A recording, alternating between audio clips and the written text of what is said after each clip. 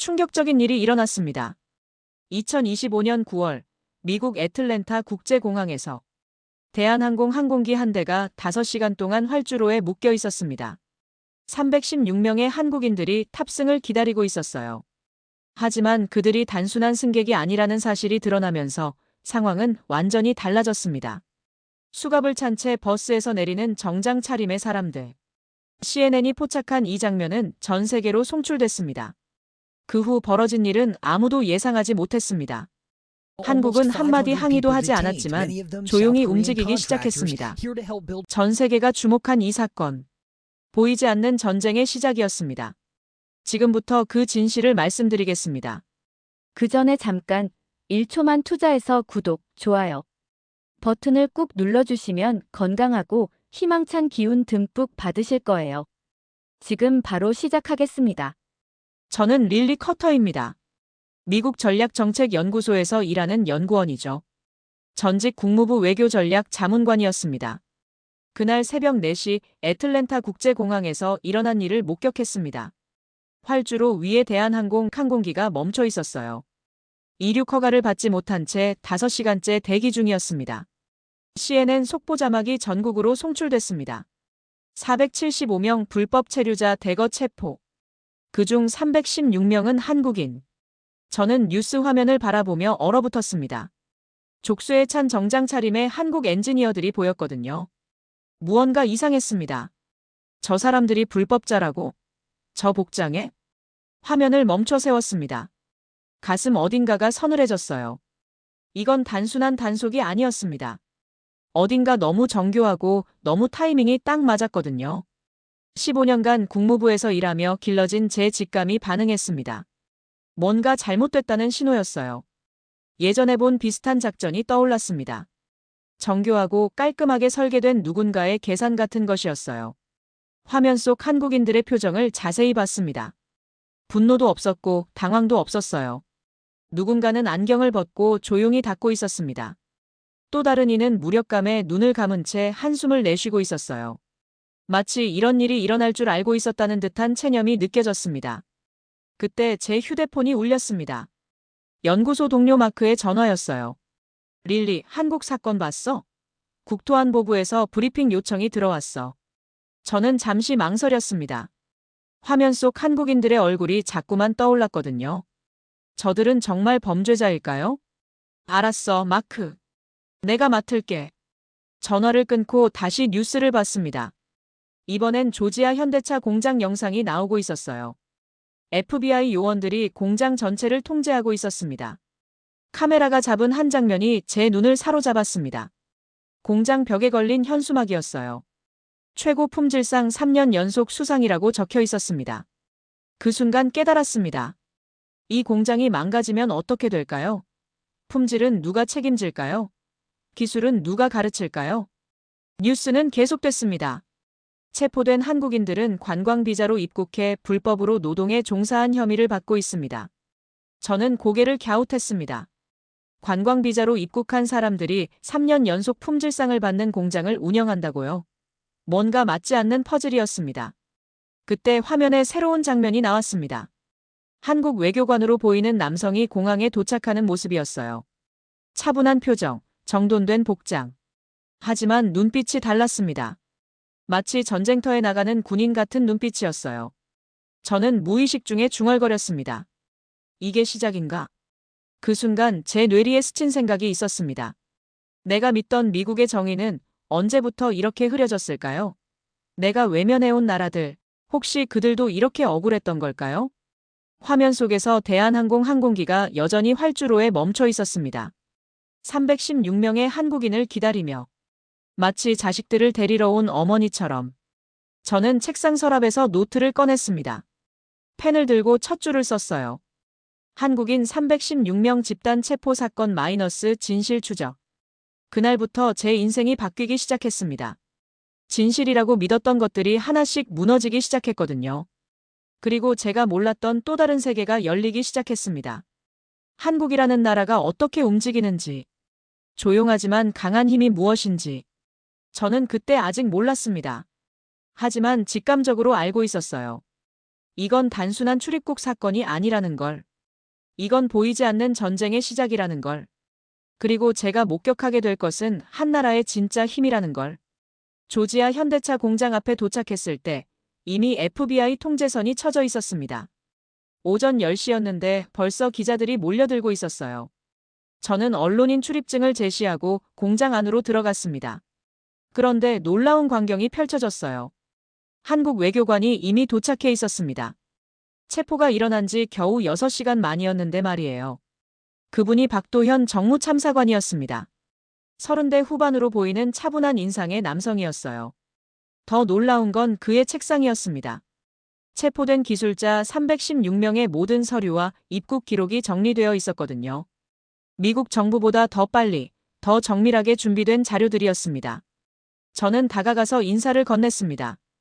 안녕하세요. 전략정책연구소 릴리 커터입니다. 박 참사관은 고개를 끄덕이며 말했습니다. 안녕하세요. 이런 상황에서 만나게 돼 송구합니다.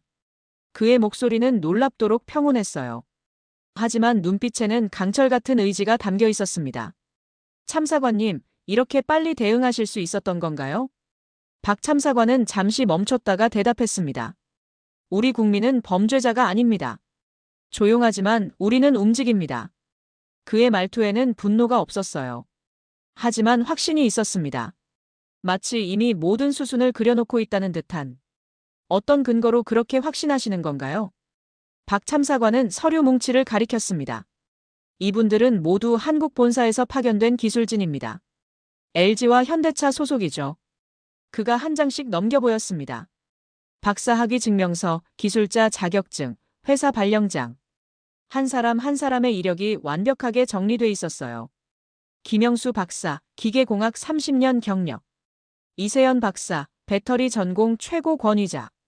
최윤석 엔지니어, 품질 공정 책임자. 저는 충격을 받았습니다. 이런 사람들이 불법 노동자라고요? 그럼 왜 관광비자로 입국했나요? 박 참사관의 표정이 잠시 어두워졌습니다. 그게 문제입니다. 미국 측에서 비자 발급을 지연시켰거든요. 하지만 공장 가동은 기다려주지 않았죠. 그 순간 이해했습니다. 이건 행정적 문제였지 범죄가 아니었어요. 미국 정부는 이 사실을 알고 있었나요? 박 참사관은 고개를 끄덕였습니다. 물론입니다. 하지만 정치적 필요에 의해 눈 감았죠. 그의 말이 끝나기 무섭게 제 휴대폰이 울렸습니다. 연구소에서 온 긴급 메시지였어요. 국토안보부 브리핑 1시간 후 시작. 저는 박 참사관에게 말했습니다. 곧 미국 정부 브리핑이 있을 예정입니다. 어떻게 대응하실 건가요? 박 참사관은 조용히 미소를 지었습니다. 미국은 소리로 움직이지만 한국은 절차로 움직입니다. 그가 책상 위에 또 다른 서류를 꺼냈습니다. 이미 차관님이 워싱턴으로 출발하셨고 법무팀도 편성됐습니다. 12시간 안에 모든 법적 대응이 완료될 예정이에요. 저는 말문이 막혔습니다. 체포 후 12시간 만에 이 모든 게 가능하다고요? 어떻게 이렇게 빨리? 박 참사관이 말을 끊었습니다. 예전엔 우리도 외쳤습니다. 지금은 조용히 움직입니다. 그의 말에는 깊은 의미가 담겨 있었어요. 과거의 아픔을 딛고 일어선 나라의 지혜 같은 것이었습니다. 그때 공장 밖에서 소음이 들렸습니다. 창문을 통해 보니 생산 라인이 멈춰 있었어요. 한국 기술자들이 없으니 아무도 설비를 가동시킬 수 없었던 거죠. 저분들이 없으면 공장이 멈추는군요. 박 참사관은 고개를 끄덕였습니다. 기술은 하루아침에 만들어지지 않습니다. 신뢰도 마찬가지고요. 저는 점점 혼란스러워졌습니다. 필수적인 기술자들을 범죄자 취급하는 이 상황이 도대체 뭘까요? 박 참사관이 조용히 말했습니다. 커터 연구원님, 한 가지 부탁이 있습니다. 말씀하세요. 진실을 봐주세요. 숫자가 아니라 사람을 봐주세요. 그의 눈빛이 간절했습니다. 하지만 강요하는 투는 아니었어요. 그저 한 사람의 양심에 호소하는 것 같았습니다. 저는 고개를 끄덕였습니다. 최선을 다해보겠습니다. 박 참사관은 명함을 건넸습니다. 언제든 연락주세요. 우리 무기는 감정이 아니라 시스템입니다. 그 말이 제 뇌리에 깊이 박혔습니다. 감정이 아니라 시스템. 분노가 아니라 절차. 저는 공장을 나서며 생각했습니다. 이 나라가 어떻게 이런 시스템을 만들어낸 걸까요?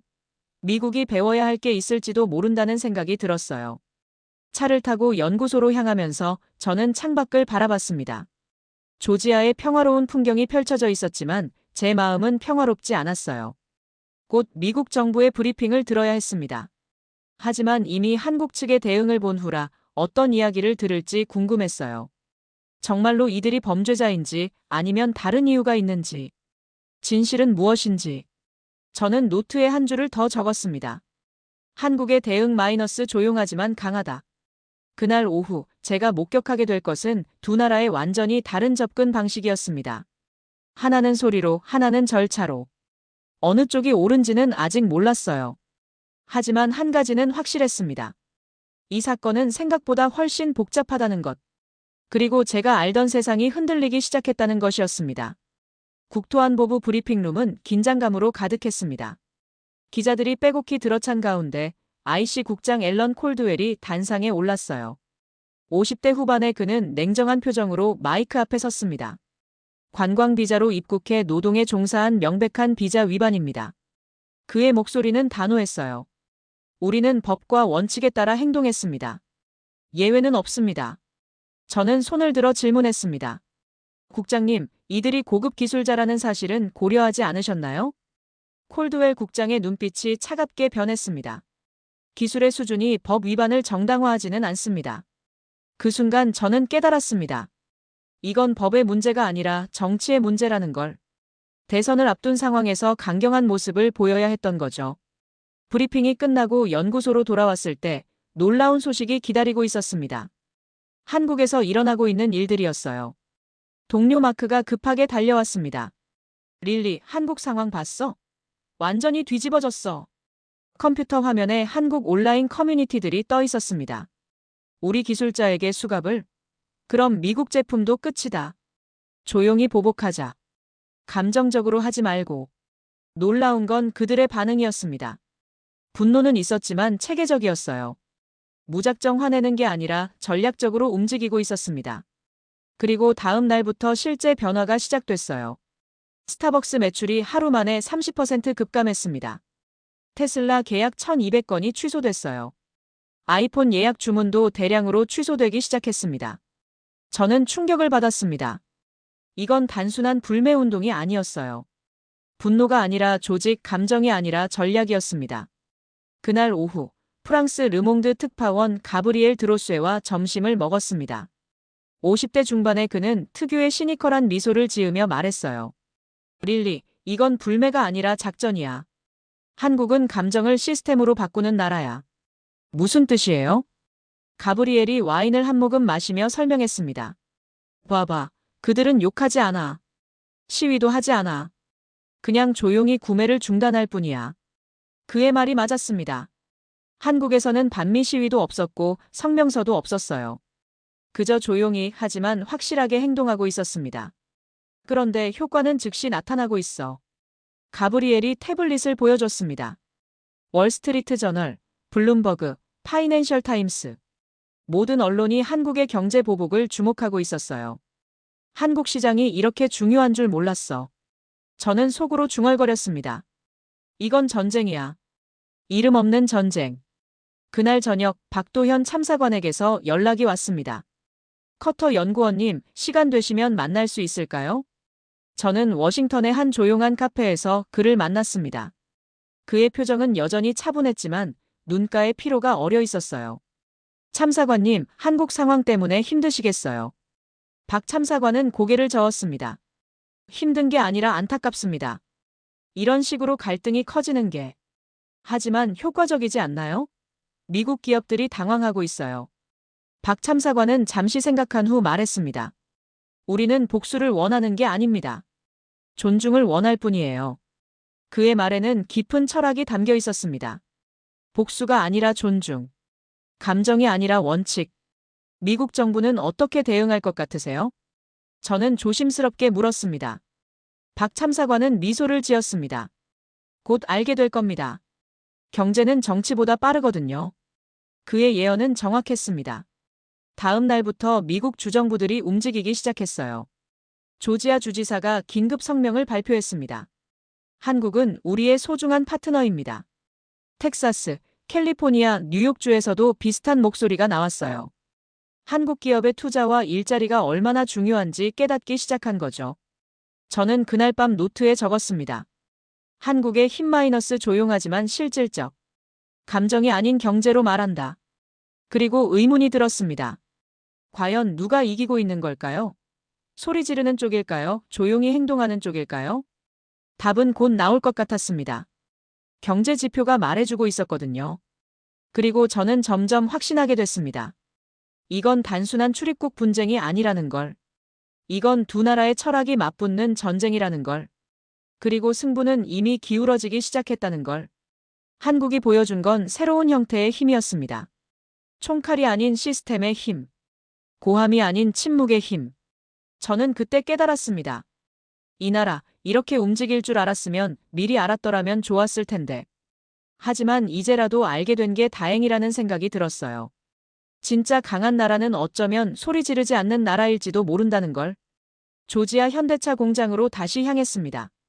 한국 기술자들이 체포된 지 일주일이 지났는데 공장 상황이 어떻게 변했는지 확인하고 싶었거든요. 공장 정문에서 존 머피 관리자를 만났습니다. 40대 중반의 그는 평소보다 훨씬 지쳐 보였어요. 눈가에 다크서클이 진하게 깔려 있었습니다.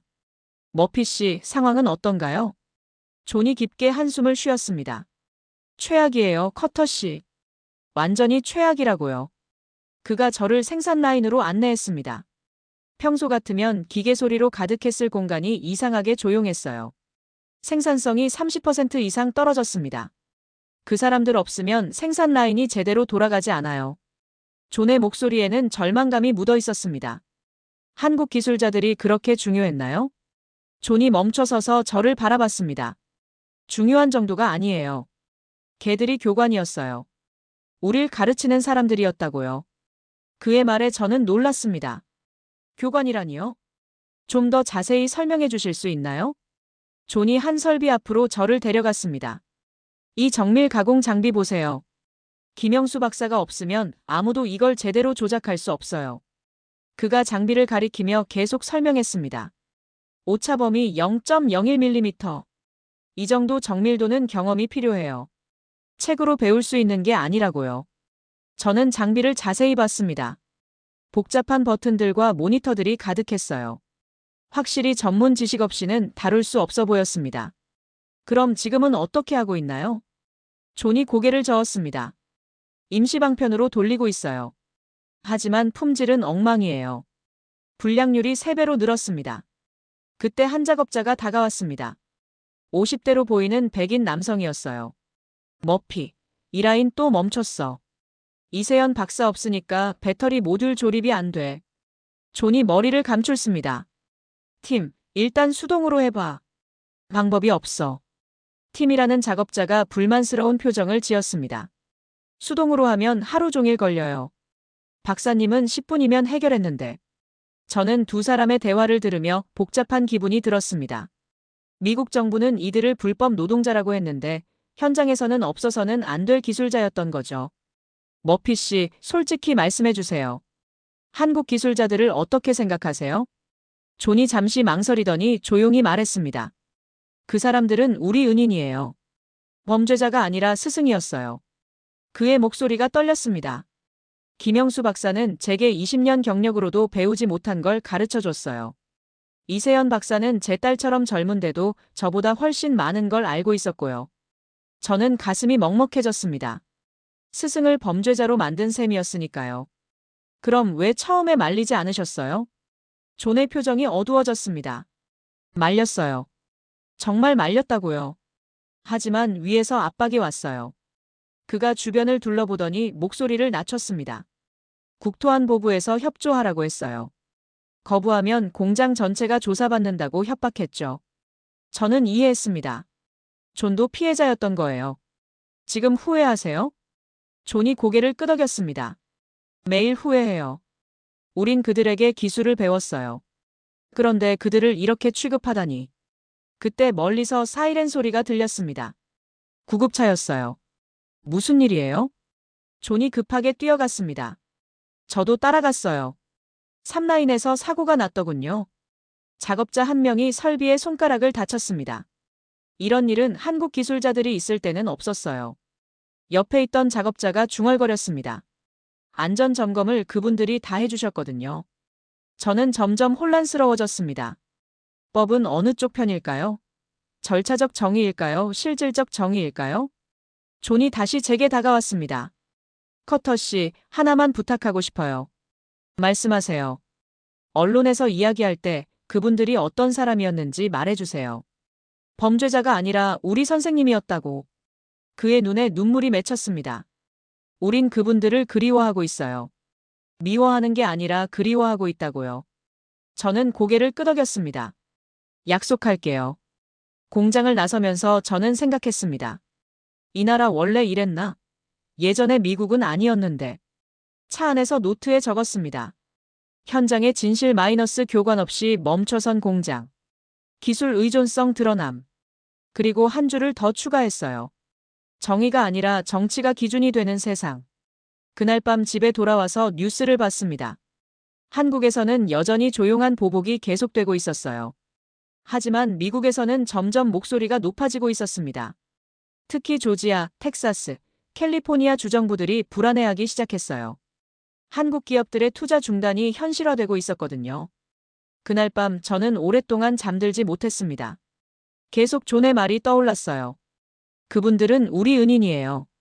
그리고 한국 기술자들의 얼굴도 떠올랐습니다. 족쇄를 찬 채 끌려가던 그들의 표정. 체념 같은 게 느껴졌던 그 눈빛. 어쩌면 그들은 이런 일이 일어날 줄 알고 있었을지도 모릅니다. 자신들이 필요할 때는 불러놓고 불편해지면 버리는 것을. 저는 그때 깨달았습니다. 이 사건의 진짜 의미를. 필요할 땐 쓰고 불편하면 버리는 것. 협력하러 왔지만 고립된 것. 그리고 한국이 보여준 대응의 의미도 이해했어요. 감정적으로 반응하지 않고 체계적으로 움직인 것. 복수가 아니라 존중을 요구한 것. 진짜 강한 나라는 어쩌면 이런 나라일지도 모른다는 생각이 들었습니다. 소리 지르지 않지만 확실하게 메시지를 전달하는 나라. 그리고 저는 결심했습니다. 이 이야기를 끝까지 추적해보기로. 진실이 무엇인지 밝혀내기로. 포크스턴 구치소로 향하는 길은 생각보다 멀었습니다.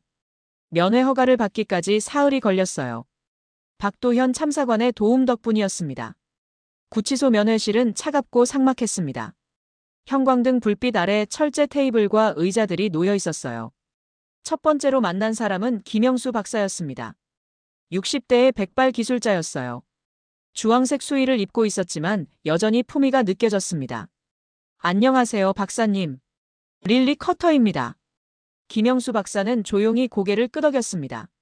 안녕하세요. 이런 곳에서 만나게 돼 죄송합니다.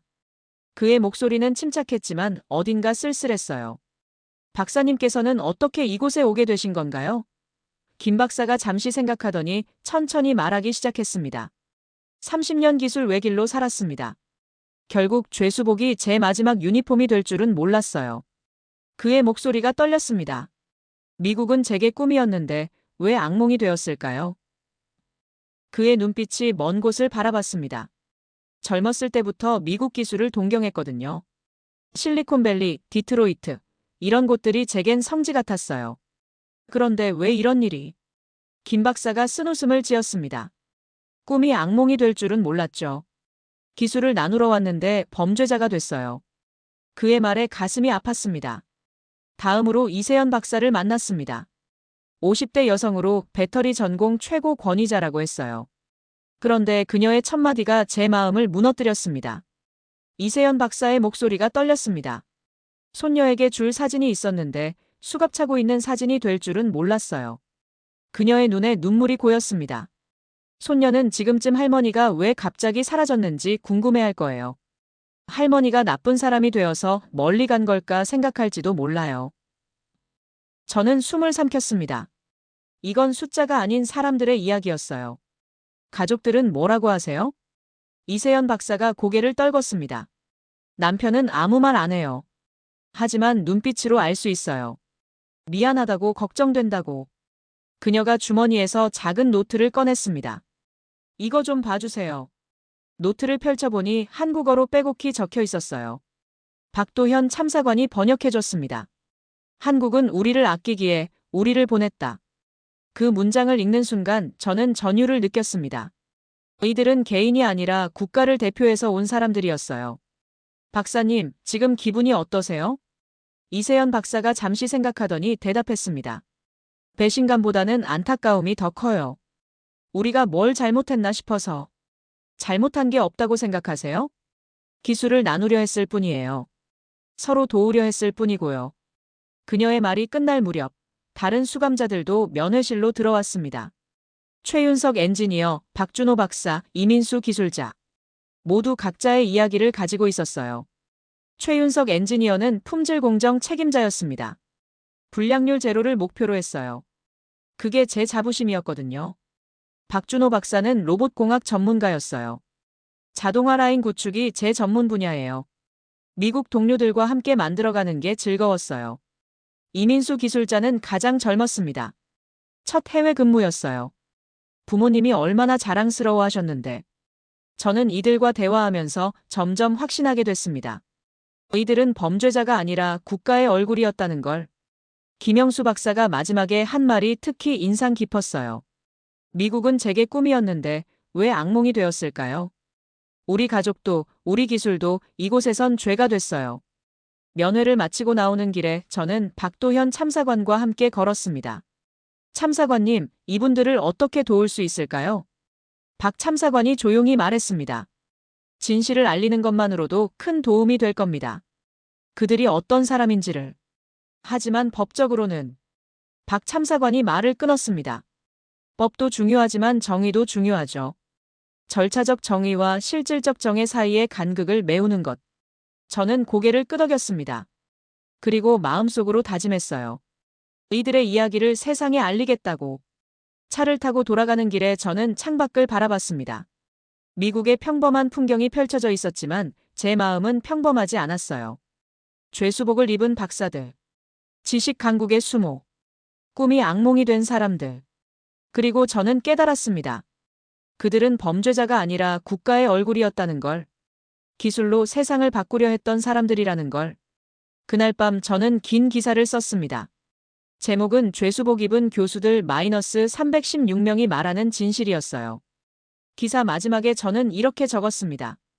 그들은 범죄자가 아니었다. 그들은 꿈을 가진 기술자였고 지식을 나누려 한 교육자였으며 두 나라를 잇는 다리 역할을 하려 한 사람들이었다. 그리고 한 문장을 더 추가했어요. 조국이 그들을 데리러 올 때까지 우리는 이들을 어떻게 기억할 것인가. 그 기사가 나간 후 미국 사회의 여론이 조금씩 변하기 시작했습니다. 하지만 정부의 입장은 여전히 단호했어요. 진짜 변화는 다른 곳에서 일어나고 있었습니다. 경제 지표에서, 주정부 차원에서, 그리고 국제사회에서. 한국의 조용한 압박이 점점 효과를 보이기 시작한 거죠. 워싱턴의 분위기가 바뀌기 시작했습니다. 한국의 경제적 대응이 본격적인 타격을 주기 시작했거든요. 그날 오후 백악관에서 긴급 기자회견이 열렸습니다. 트럼프 대통령이 직접 나섰어요. 한국 엔지니어들이 미국에서보다 원활히 일할 수 있도록 비자 제도 개선을 검토하겠습니다. 저는 그 말을 들으며 격분했습니다. 며칠 전엔 범죄자라더니 이제는 필요하다고요? 기자회견 후 연구소로 돌아와 동료들과 이야기를 나눴습니다. 마크가 어이없다는 표정으로 말했어요. 완전히 앞뒤가 안 맞잖아. 법 위반이라며 체포해놓고 이제 와서 비자 개선이라니. 정치적 계산이죠. 경제적 타격이 생각보다 크니까. 저는 쓴웃음을 지었습니다. 그때 긴급 뉴스가 들어왔어요. 한국 정부가 공식 성명을 발표한 거였습니다. 미국 내 한국 기업 신규 투자를 전면 중단합니다. 150억 달러 규모의 투자 중단이었어요. 삼성, LG, 현대차, SK 모든 대기업이 동참했습니다. 놀라운 건 한국 정부의 대응 방식이었어요. 감정적인 성명서도 없었고 비판적인 언사도 없었습니다. 그냥 담담하게 사실만 발표했어요. 우리 국민의 안전과 존엄을 보장받기 어려운 상황에서는 투자를 재검토할 수밖에 없습니다. 냉정하고 절제된 표현이었지만 파급력은 엄청났어요. 그날 저녁 조지아 주지사가 긴급 성명을 발표했습니다. 한국은 조지아의 가장 중요한 투자 파트너입니다. 텍사스, 캘리포니아, 뉴욕주에서도 비슷한 목소리가 나왔어요. 주정부들이 연방정부와 다른 목소리를 내기 시작한 거죠. 저는 박도현 참사관에게 연락했습니다. 참사관님, 이런 결과를 예상하셨나요? 박 참사관의 목소리는 여전히 차분했어요. 예상했다기보다는 필연적인 결과라고 봅니다. 어떤 의미에서요? 경제는 감정보다 현실을 따르거든요. 한국의 중요성을 모르던 사람들이 이제 깨닫기 시작한 거죠. 그의 말이 맞았습니다. 미국 언론들도 한국의 경제적 영향력을 재평가하기 시작했어요. 월스트리트 저널은 한국 없는 미국 제조업의 한계라는 기사를 냈고, 블룸버그는 동아시아 공급망의 핵심, 한국이라는 분석을 실었습니다. 그런데 더 놀라운 일이 일어났어요. 한국 시민들의 반응이었습니다. 온라인에서는 여전히 체계적인 불매운동이 이어지고 있었지만, 오프라인에서는 전혀 다른 모습이었어요. 한국에 있는 미국인들에 대한 적대감이나 시위는 전혀 없었습니다. 오히려 평소와 똑같이 친절하게 대했어요. 이 소식을 들은 가브리엘 드로쇠가 말했습니다. 이게 한국 방식이야. 정부와 시민, 개인과 국가를 분리해서 생각하는 거지. 무슨 뜻이에요? 미국 정부는 싫어하지만 미국 사람은 미워하지 않는다는 뜻이야. 성숙한 대응이지. 저는 점점 한국이라는 나라가 궁금해졌습니다. 어떻게 이런 절제된 반응이 가능한 걸까요? 그날 밤 앨런 콜드웰 국장에게서 예상치 못한 연락이 왔습니다. 커터 연구원 만날 수 있을까요? 저는 워싱턴의 한 조용한 레스토랑에서 그를 만났습니다. 평소의 강경한 모습과는 달리 어딘가 지쳐 보였어요. 국장님, 무슨 일로 저를 찾으신 건가요? 콜드웰 국장이 잠시 망설이더니 말했습니다. 솔직히 말하면 상황이 생각보다 복잡해졌어요. 어떤 면에서요? 정치적으로도 경제적으로도. 이게 내 커리어의 고비가 될 것 같아요. 그의 솔직한 고백이 의외였습니다. 후회하세요? 콜드웰 국장이 고개를 떨궜습니다. 어쩌면 내가 말렸어야 했을지도 몰라요. 하지만 그땐 아무도 내 말을 듣지 않았어요. 그의 목소리에 후회가 묻어 있었습니다. 정치적 압박이라는 명목으로 원칙을 포기했던 거죠. 예를 들어요? 비자 문제를 미리 해결했다면 이런 일이 일어나지 않았겠죠. 하지만 정치적 압박이 있었어요. 저는 이해했습니다. 그도 어쩔 수 없는 상황이었던 거예요. 앞으로 어떻게 될 것 같으세요? 콜드웰 국장이 쓴웃음을 지었습니다. 한국이 이길 것 같아요. 이미 기울어졌어요.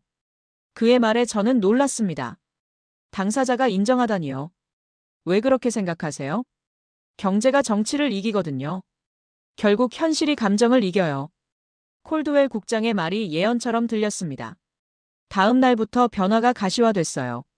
미국 기업들이 한국 정부에 직접 로비를 시작했습니다. 보잉, GM, 포드, 애플까지. 모두가 한국 시장의 중요성을 깨닫기 시작한 거죠. 그리고 저는 깨달았습니다. 필요할 땐 쓰고 불편하면 버리는 방식은 더 이상 통하지 않는다는 걸. 협력은 상호 존중을 바탕으로 해야 한다는 걸.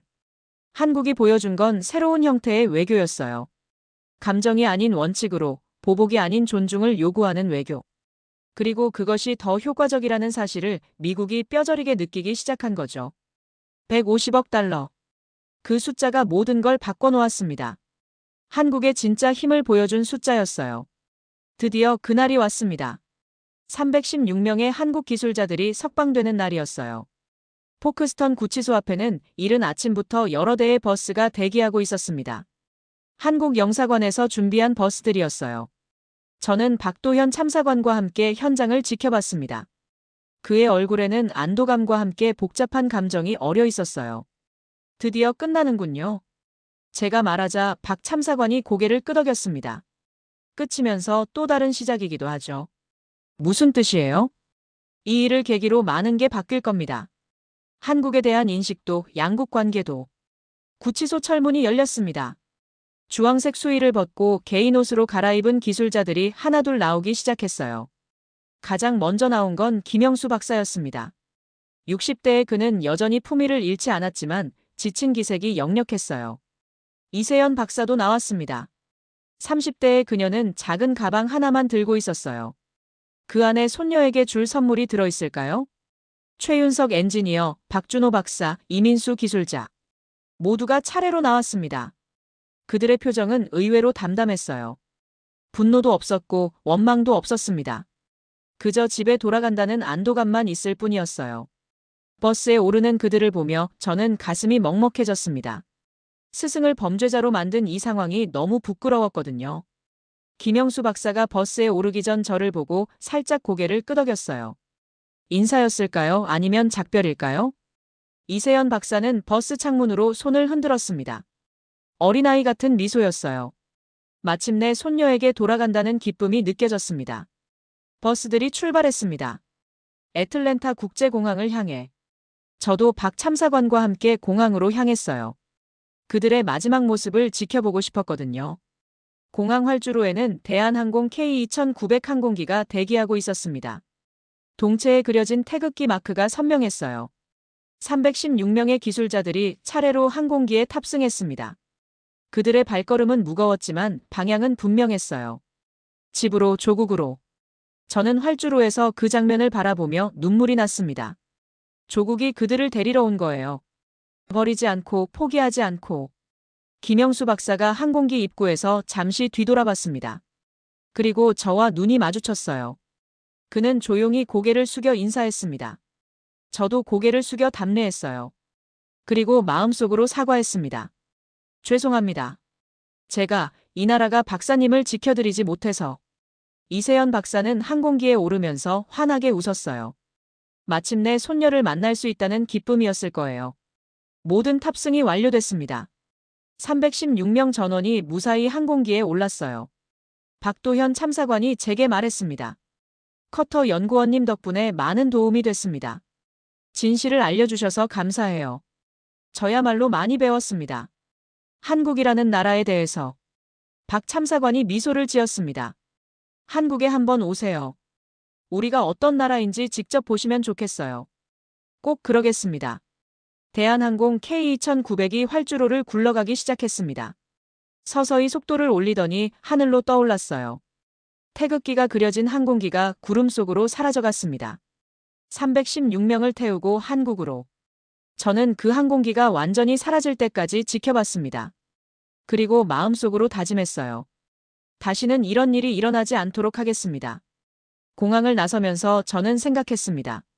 이들의 귀환이 끝이 아니라 시작이라는 박 참사관의 말이 무슨 뜻인지 이제 알 것 같았어요.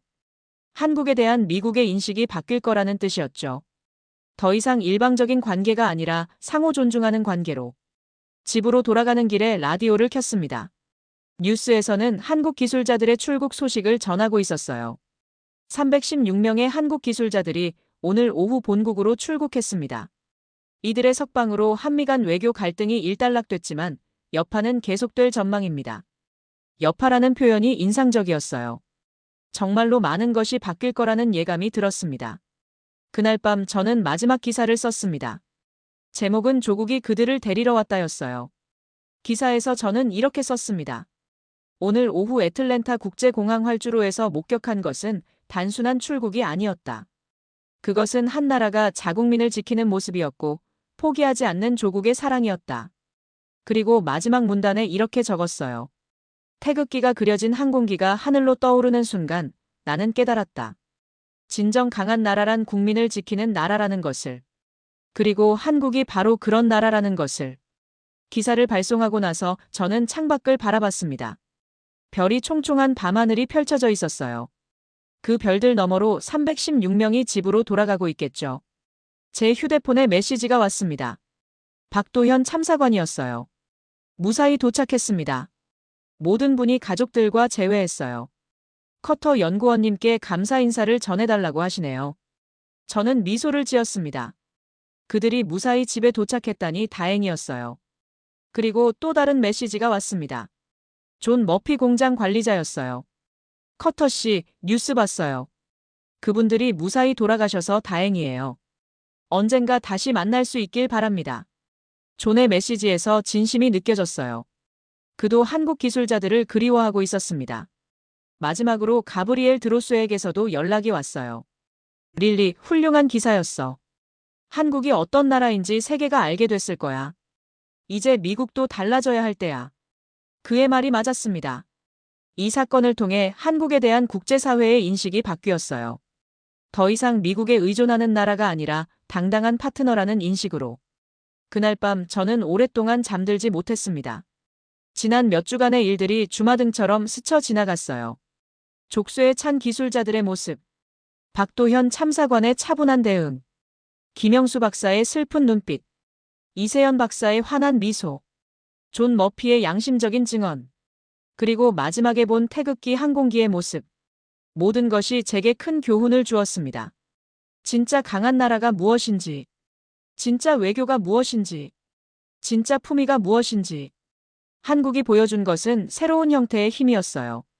소리 지르지 않지만 확실한 힘. 감정적이지 않지만 원칙적인 힘. 복수하지 않지만 존중을 요구하는 힘. 그리고 가장 중요한 것은 국민을 포기하지 않는 힘이었습니다. 끝까지 지키고 끝까지 데려오는 힘. 저는 그날 밤 다짐했습니다. 앞으로 한국을 다른 시각으로 보겠다고. 더 이상 미국의 시각이 아니라 진실의 시각으로. 그리고 이런 일이 다시 일어나지 않도록 노력하겠다고. 상호 존중하는 관계를 만들어가는데 기여하겠다고. 316명의 기술자들이 보여준 품위. 한국 정부가 보여준 절제. 그리고 끝까지 포기하지 않은 조국에. 이 모든 것이 저에게는 큰 감동이었습니다. 그리고 미국이 배워야 할 교훈이었어요. 태극기가 그려진 항공기가 하늘로 떠오르던 그 순간을 저는 평생 잊지 못할 겁니다. 조국이 자식들을 데리러 온 그 순간을. 사건이 끝난 지 한 달이 지났습니다. 국제사회의 반응은 예상을 뛰어넘었어요. CNN에서는 동맹국을 의심한 미국의 패착이라는 제목으로 특집을 방송했습니다. BBC는 한국의 품격 있는 대응이라며 찬사를 보냈어요. 르몽드는 21세기 외교의 새로운 모델이라고 평가했습니다. 로이터 통신은 더 직설적이었어요. 미국이 잃은 것과 한국이 얻은 것이라는 분석 기사에서 이렇게 썼습니다. 한국은 이번 사건을 통해 성숙한 민주주의 국가임을 입증했다. 감정적 대응 대신 원칙적 대응을, 보복 대신 존중을 요구했다. 워싱턴 포스트는 사설에서 미국 정부를 직접 비판했어요. 우리는 가장 중요한 동맹국 중 하나를 모독했다. 이는 외교적 실책이다.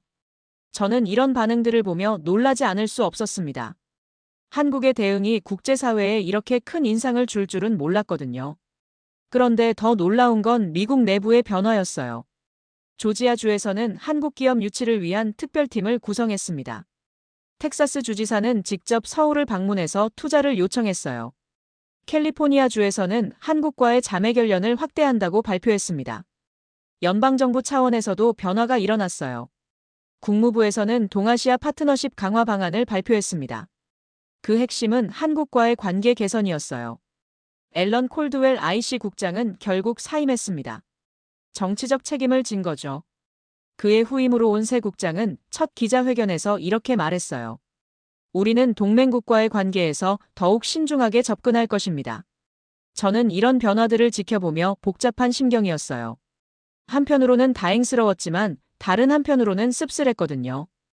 왜 이런 일이 일어난 후에야 깨닫는 걸까요? 미리 알았다면 이런 상처는 없었을 텐데. 그날 저는 최종 보고서를 작성하고 있었습니다. 연구소에서 요청한 한국인 기술자 사건 종합 분석 보고서였어요. 마지막 문장을 어떻게 쓸지 고민하다가 이렇게 적었습니다. 이긴 건 맞다. 하지만 누군가의 자존심은 부서졌고 누군가의 믿음은 깨졌다. 전쟁은 끝났지만 상처는 아직 돌아오지 않았다. 보고서를 제출하고 나서 저는 박도현 참사관에게 마지막 인사를 하러 갔습니다. 그는 곧 본국으로 돌아갈 예정이었거든요. 참사관님, 그동안 수고 많으셨어요. 박 참사관이 미소를 지었습니다. 커터 연구원님 덕분에 많은 도움을 받았어요. 진실을 알리는 일에. 앞으로 한미 관계는 어떻게 될 것 같으세요?